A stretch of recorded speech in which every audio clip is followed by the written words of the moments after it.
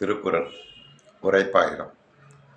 இந்திரன் முதலிய இறையவர் பதங்களும் அந்தமில் இன்பத்து அழிவில் வீடும் நெறியறிந்து எய்தற்குரிய மாந்தர்க்கு உறுதியென உயர்ந்தோரால் எடுக்கப்பட்ட முடிவு 4. அவை அறம் பொருள் இன்பம் வீடுவாம். இந்த அறம் பொருள் இன்பம் வீடுக்கு குருடார்த்தம் என்று பெயர். குருடார்த்தம் என்றால் குருடன் என்றால் குருடன் மனிதன் அர்த்தம். அர்த்தம் என்றால் பாதி என்று ஒரு பொருள் உண்டு. அர்த்தராத்திரி நடு இரவில் சொல்கிறோமே, அர்த்தநாதீஸ்வரர் ஆண் பாதி பெண் பாதி. வடமொழியிலே அர்த்தத்திற்கு அர்த்த சாஸ்திரம் என்று பெயர். பொருள் நூல்களுக்கு அர்த்த சாஸ்திரம் என்று பெயர். மனிதன் 6ஆம் அறிவு சிந்தனை செய்யக்கூடிய அறிவு பெற்றவன். மற்ற ஜீவராசிகளுக்கும் மனிதனுக்கும் வித்தியாசம் உண்டு. மற்ற ஜீவராசிகள் அதற்கு ஏற்படும் நினைவுகள் அதாவது அப்பயே முடிஞ்சிடும். ஒரு ஆடு வருது, இன்னொரு ஆடு வந்து முட்டிட்டுனா தன்னை முட்டிட்டு அவ்வளவுதான், திருப்பி முட்டான், திருப்பி அதை நினச்சி பார்க்காது நேற்று என்ன முட்டினேன்னு. இதை போல மற்ற ஜீவராசிகளுக்கு சிந்தனை செய்யக்கூடிய அறிவு கிடையாது. அதை மெமரி பவர் செய்து வைக்கக்கூடிய அறிவும் கிடையாது.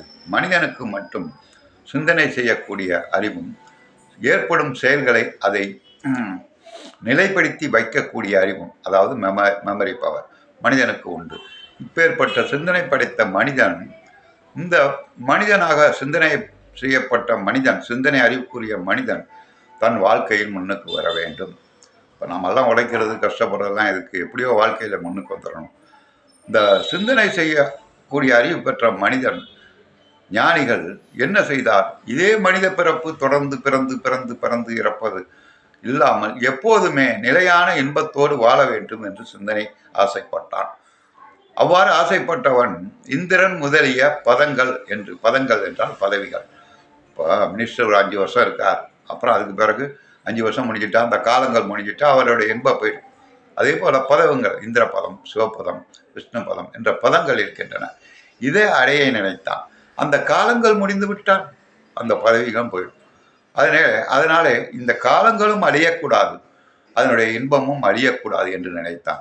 அப்படி நினைத்த மனிதன் அதற்கு மேலாக வீடு என்று ஒன்று இருக்கிறது.